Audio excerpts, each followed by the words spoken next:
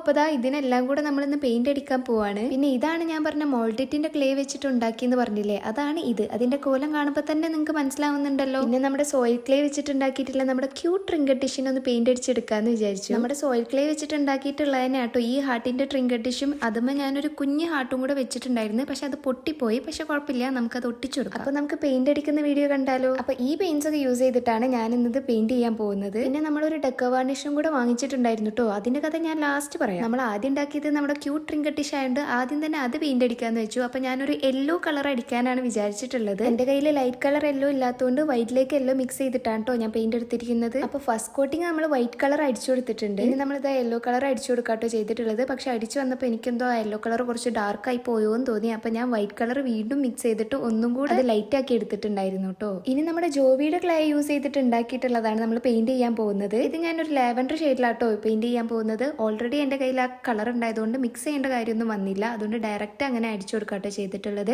ഇത് already white ആയതുകൊണ്ട് ഞാൻ പിന്നെ ബേസ് വൈറ്റ് കളർ അടിച്ചു കൊടുത്തിട്ടുണ്ടായിരുന്നില്ല. അപ്പൊ അതിന്റെ പരിപാടി കഴിഞ്ഞ് ഇനി നമ്മൾ ചെയ്യാൻ പോകുന്നത് നമ്മുടെ സോയിൽ ക്ലേ വെച്ചിട്ട് ഉണ്ടാക്കിയിട്ടുള്ള ഹാർട്ട് ട്രിങ്കറ്റ് ഡിഷിന് പെയിന്റ് അടിക്കാൻ പോകുന്നതാട്ടോ. അപ്പൊ ഇതും അങ്ങനെ തന്നെ ആദ്യം നമ്മൾ വൈറ്റ് കളർ ബേസ് കോട്ട് അടിച്ചു കൊടുത്തതിന്റെ ശേഷാട്ടോ നമ്മൾ പെയിന്റ് ചെയ്യാൻ പോകുന്നത്. ഇതിലേക്ക് ഞാനൊരു ലൈറ്റ് പിങ്ക് ഷെയ്ഡാട്ടോ എടുത്തിട്ടുള്ളത്. എന്റെ കയ്യിൽ ആ ഷെയ്ഡ് ഇല്ലാത്തതുകൊണ്ട് വൈറ്റ് മിക്സ് ചെയ്തിട്ടാണ് ഞാൻ ഷെയ്ഡ് ഉണ്ടാക്കിയിട്ടുള്ളത്. അപ്പൊ മിക്സ് ചെയ്ത് വന്നപ്പോൾ ഞാൻ ഉദ്ദേശിച്ച പോലെ തന്നെ ഷെയ്ഡ് കിട്ടി. പക്ഷെ പെയിന്റ് അടിച്ച് വന്നപ്പോൾ എനിക്ക് ഒന്നും കൂടെ ലൈറ്റ് ആക്കായിരുന്നു തോന്നി. പിന്നെ ഞാനൊന്നും ചെയ്തില്ല, അത് അങ്ങനെ തന്നെ വെച്ചു. എന്തായാലും നിങ്ങൾക്ക് ഇഷ്ടപ്പെട്ട കമന്റ് ചെയ്യാൻ മറക്കരുത് കേട്ടോ. പിന്നെ നമ്മുടെ വീഡിയോസ് ഇഷ്ടപ്പെട്ടിട്ടുണ്ടെങ്കിൽ ലൈക്ക് ചെയ്യാൻ നിങ്ങൾ മറക്കരുത്. എല്ലാവരും മറന്നു പോകുന്നുണ്ടോ എന്നൊരു സംശയം. അത് മാത്രമല്ല, ആരെങ്കിലും സബ്സ്ക്രൈബ് ചെയ്യാതെ കാണുന്നവരുണ്ടെങ്കിൽ ഒന്ന് സബ്സ്ക്രൈബും കൂടെ ചെയ്തേക്കണേ. പിന്നെ നമ്മുടെ മോൾഡിറ്റിന്റെ ക്ലേ വെച്ച് ഉണ്ടാക്കിയിട്ടുള്ളതാണിത്. ഇത് കാണുമ്പോൾ തന്നെ എനിക്ക് പെയിന്റ് അടിച്ച് വെറുതെ ആ പെയിന്റ് കളയാൻ തോന്നിയില്ല. അതുകൊണ്ട് ഞാൻ പെയിന്റ് അടിച്ചില്ല. അതൊന്ന് ഫിനിഷ് ചെയ്യാനുള്ള അവകാശം പോലും ഇത് എനിക്ക് തന്നില്ല. അപ്പോഴത്തേക്ക് ഇത് ഡ്രൈ ആയിപ്പോയി. ഇനിയുള്ള പരിപാടിയാണ് എനിക്ക് ഏറ്റവും പേടിയുള്ള പരിപാടി. കാരണം കണ്ണും മൂക്കും വരയ്ക്കാൻ ഞാൻ പണ്ടേ മോശമാണ്. കാരണം ഒരു കണ്ണൊന്നും മറ്റേ കണ്ണ് വേറൊന്നും ആയിപ്പോയി. പിന്നെ വേറെ വഴിയില്ലാത്തതുകൊണ്ട് ഞാൻ തന്നെ അങ്ങോട്ട് കണ്ണ് വരച്ചു. വരക്ക് മാത്രമല്ല, അപ്പൊ തന്നെ അത് പരത്തിയും ചെയ്തു. പിന്നെ അതൊക്കെ തുടച്ച് മാറ്റി വൃത്തിയാക്കിയതിന്റെ ശേഷമാണ് വീണ്ടും കണ്ണ് വരച്ചത് സെറ്റ് ആക്കിയെടുത്തത്. അതും വലിയ വൃത്തിയൊന്നും ആയിട്ടില്ല,